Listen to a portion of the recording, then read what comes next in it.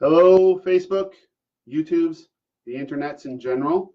Welcome to Deleted Scenes.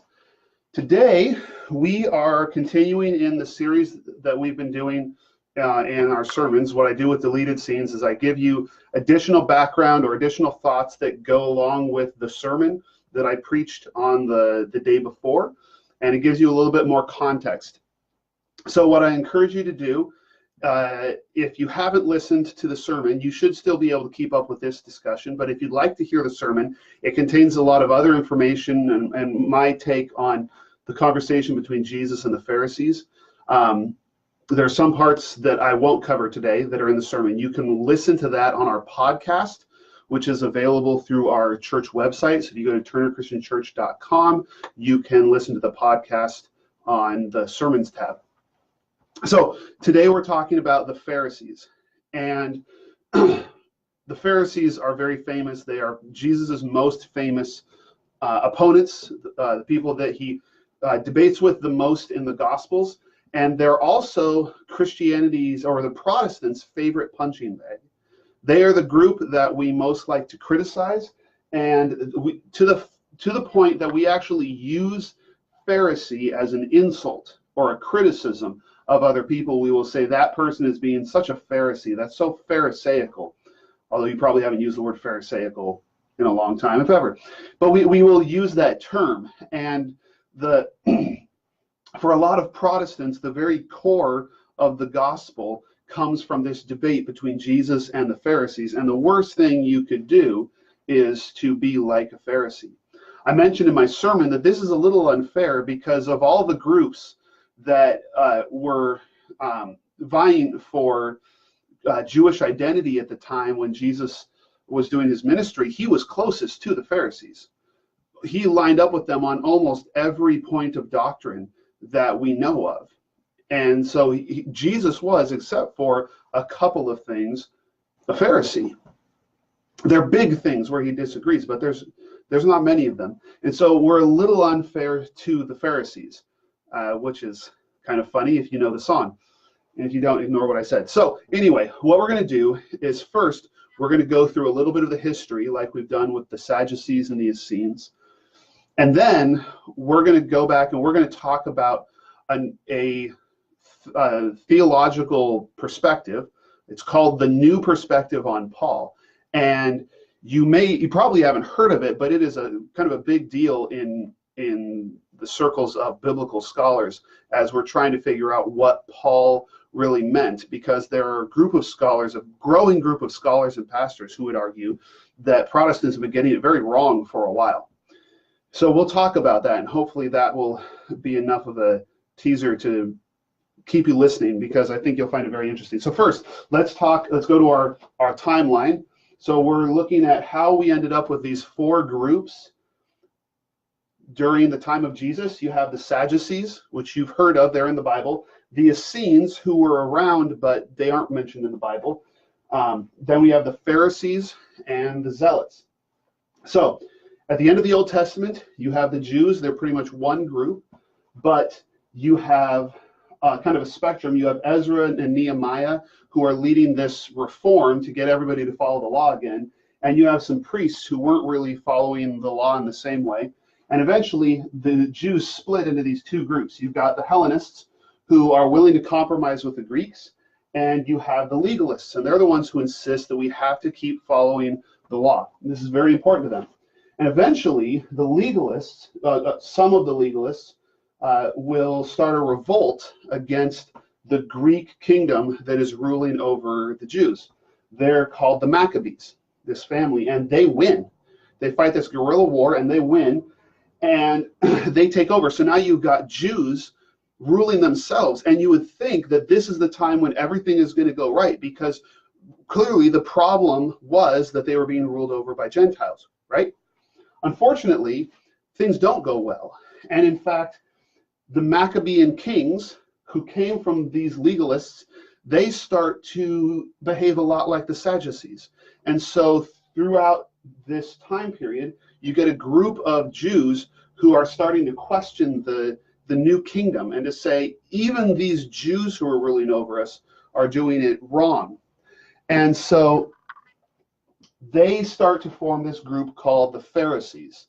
And they actually end up alienating themselves from the king, so that there is a point in history in which a Jewish king executes 600 Pharisees for opposing him and criticizing him. It's a very interesting and bloody story.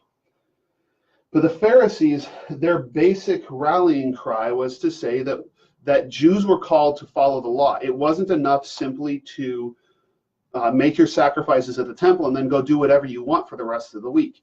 In fact, their theme verse as a movement was the verse that says, God saying, I desire mercy, not sacrifice. Or in Hebrew, it's chesed, or loving kindness, faithful love, rather than sacrifices. Which is interesting. If you know your Gospels, you know that Jesus uses that verse against them several times.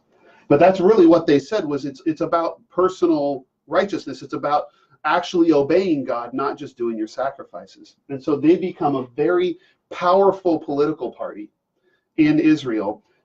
They are more like a political party where anybody can be a member. They're not actually religious leaders necessarily. Paul was a tent maker, but they're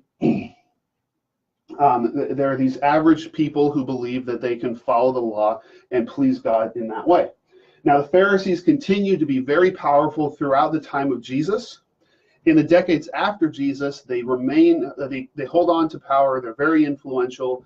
But then as the Jewish rebellion in the AD 60s happens, they get caught up in that. And the Romans come in and they destroy the temple. They go out and they wipe out the Essenes out in the desert.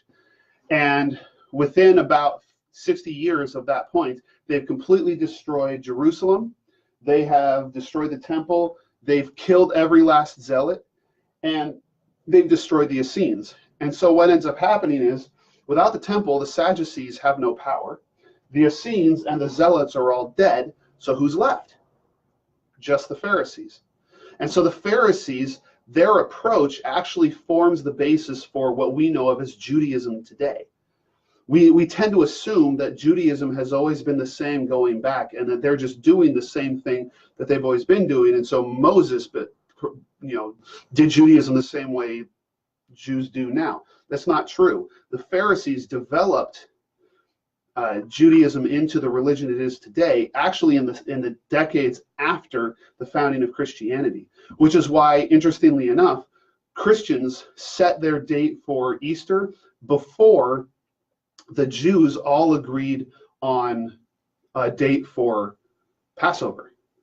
That's why Easter and Passover don't match, because people disagree. Different communities were calculating it differently, and all the Christians got together and they decided to follow one way of calculating Passover, and so they'd celebrate Easter after Passover.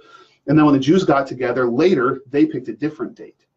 So this is also the reason why for the Apocrypha, the Christians kept the full Old Testament, all of the books, the extra books in there as well that the Jews had been using. And later, the Jews got together and narrowed it down to fewer books.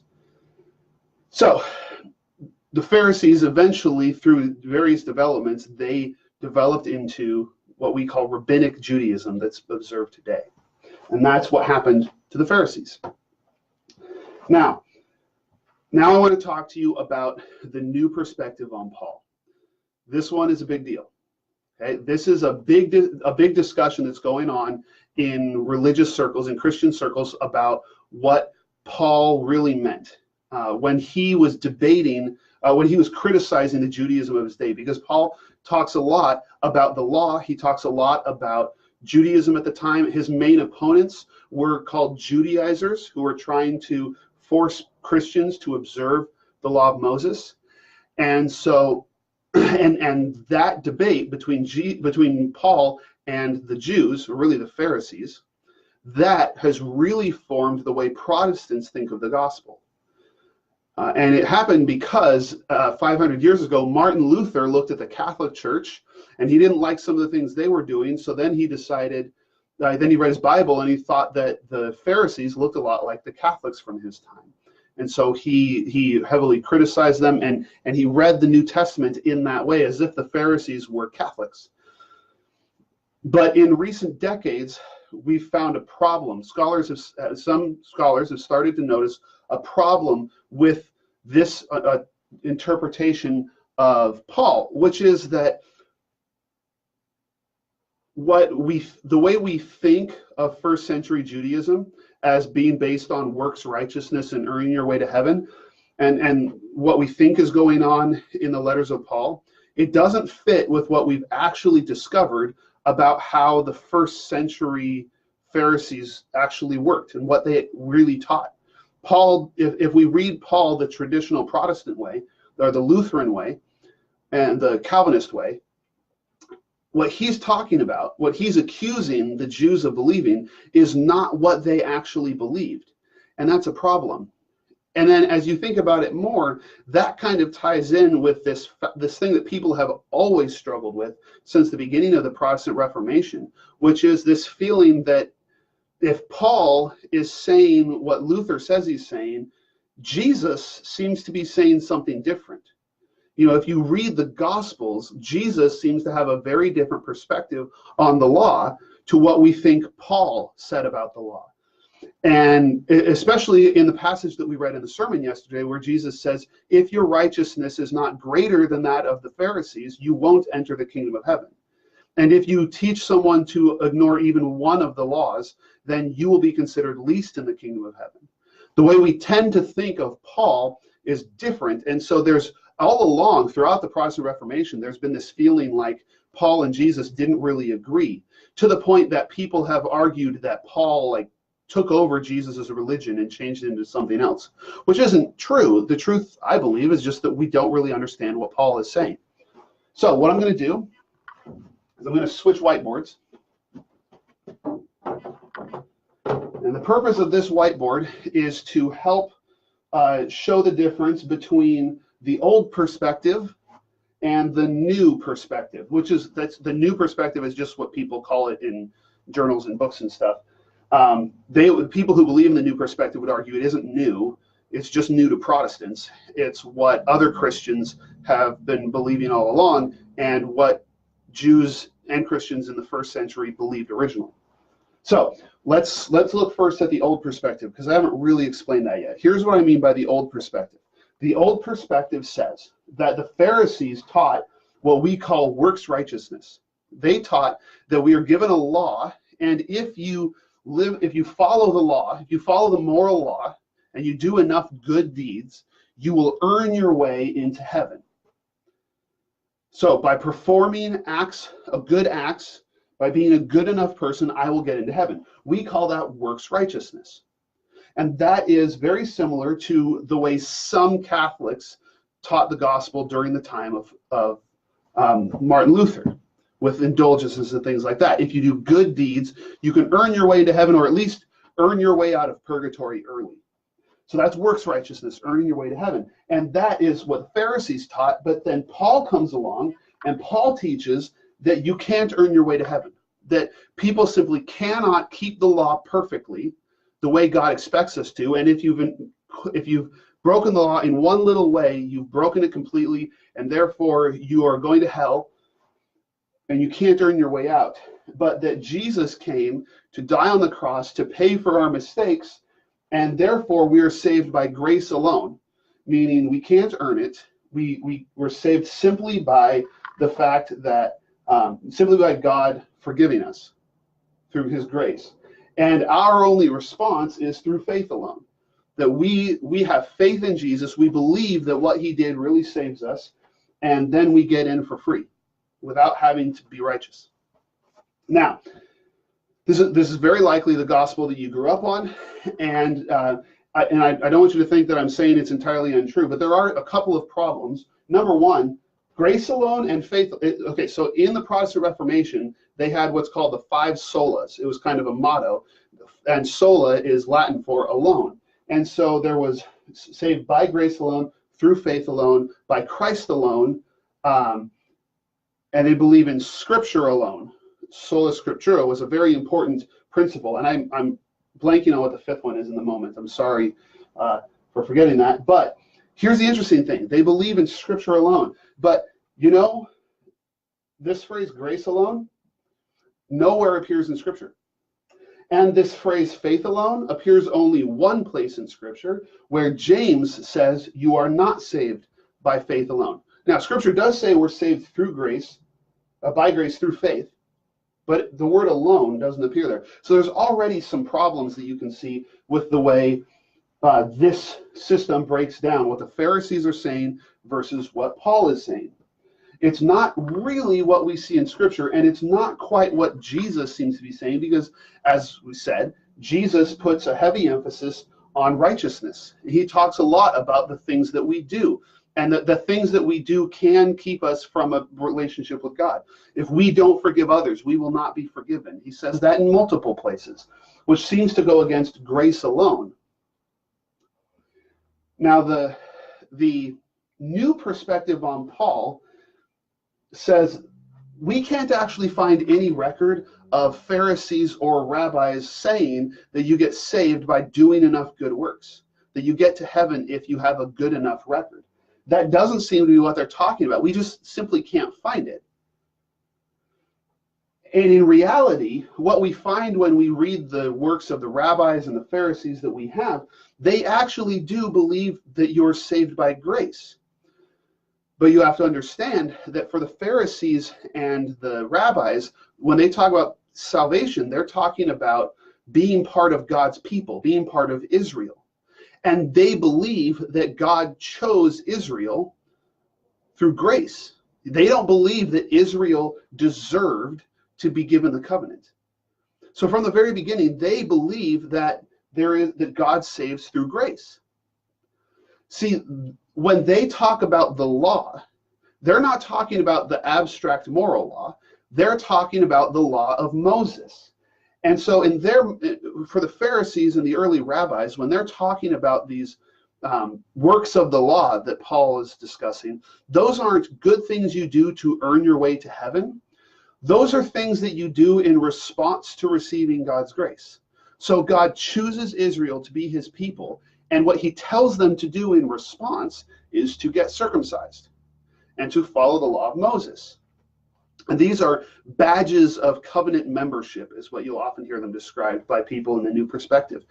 So when Paul is talking about works of the law, when he's talking about circumcision and Sabbath keeping and all those things, he's not talking about good works that earn your way into heaven. He's talking about aspects of the law of Moses that set you aside as God's people. And so that's the Pharisees, they believed in badges of Jewishness, that you showed that you were part of God's people by keeping the Sabbath and by being circumcised and all of these other things, which makes sense because those are all the things that the Sadducees had stopped emphasizing. But the Pharisees emphasize these things. And so then when the church starts, and it's primarily full of Jews at the beginning, they have this big debate, which is, hey, what do we do with all these Gentiles who are coming into the church? Because what we've been taught is that if you're going to be part of God's people, you have to be circumcised, and you have to keep the Sabbath, and you have to do all these things, not as a way of earning your place with God, but that's how you respond to God's grace. And that's the debate that Paul is actually getting into. It's not a matter of whether you can earn your way into heaven or you get in for free, that you get in with grace. It's a question of, when you become a Christian, do you also have to become a Jew? Do you have to be faithful to Jewish identity? And what Paul is saying is you don't have to have the badges of being a Jew. You don't get close to God by being a good Jew. You get close to God by being faithful to Jesus. This is another big disagreement between the two perspectives. In the old perspective, they would say that the word faith, pistis in Greek, it means believing in Jesus. Okay? But the word in Greek actually has a broader meaning, just like the word faith in English, because it can also mean faithfulness. So what Paul is talking about, it's not being saved by works versus being saved by grace, because both sides believe in that you're saved by grace. Paul is saying that the way you receive God's grace is not by taking on these badges of being a Jew. The Gentiles don't have to become Jews. They have to be faithful to Jesus. And that's their response. Now, what does all of this mean for us? Why do we care about this big debate? Well, part of it is that sometimes when we get into this grace versus works debate, it makes us think that God doesn't actually care what we do, or salvation has nothing to do with our actions.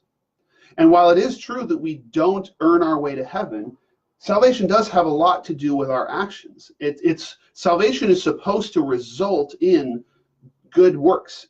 If we're saved for a purpose.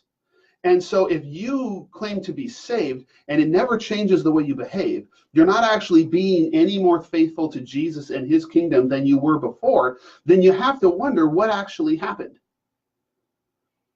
And it's not to say that you didn't earn your way into heaven, but you haven't really bought into what Jesus offers if it doesn't change you, if you aren't actually dedicating yourself to what Jesus stood for. See, in this grace alone versus works righteousness debate, this is where you get the possibility of what we call fire insurance. I said my prayer, so I'm going to heaven, and now I can do whatever I want. Technically, that is possible in this respect, that the Calvinists call it the perseverance of the saints. Once you get saved, you stay saved, and that's it.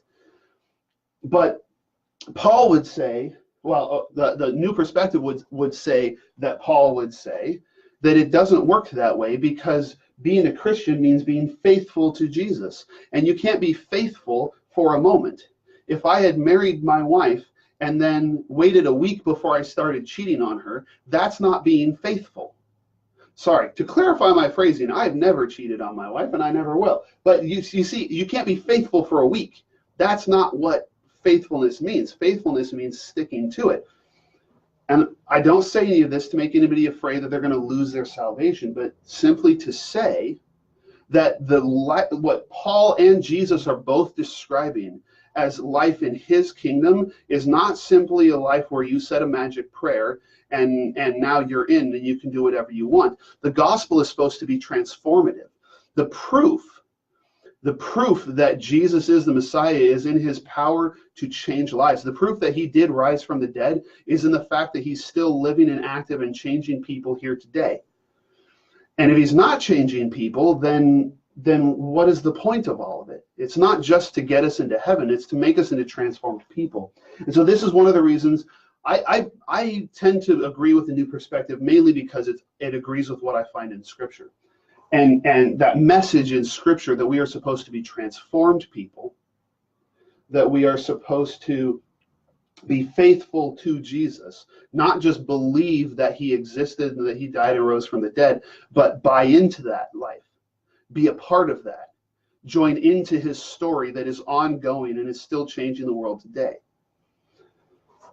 Hopefully this made some sense. There's a lot more to be said about the new perspective versus the old perspective. Part of what needs to be said is the fact that this is just a conversation among Protestants, because non-Protestant Christians have never really thought that this was the right way to interpret Paul. So one of the things that I've heard from people is, well, this is the obvious way to read Paul. Why try and read him another way? This way of reading him is only obvious if you've been raised as a Protestant and taught that that's what Paul's terms mean. And we need to make sure that we're not getting caught up in human traditions, but that we're continually trying to go back and find what Scripture really says, if we take its authority seriously. So if you're puzzled by this, if you're challenged by this, if you're curious about this, there's a ton of reading to do. There's a ton of talking to do. If you're part of, this is the internet, so you actually could be anywhere watching this. But if you're local, if you're near Turner, Salem, and you want to have a conversation with me about this, we can sit down and have coffee and talk it out and hash it out and underline and highlight our Bibles and all that kind of stuff. I live for those conversations. So please let me know. Otherwise, this Sunday, we will be finishing our series on the different groups that Jesus is contrasting himself with when we talk about the zealots. That will be on Sunday, and then we'll do another deleted scenes talking a bit more about the Zealots and who they were a week from today. So thank you for being patient and watching and listening, and I look forward to doing this again with you next week. God bless.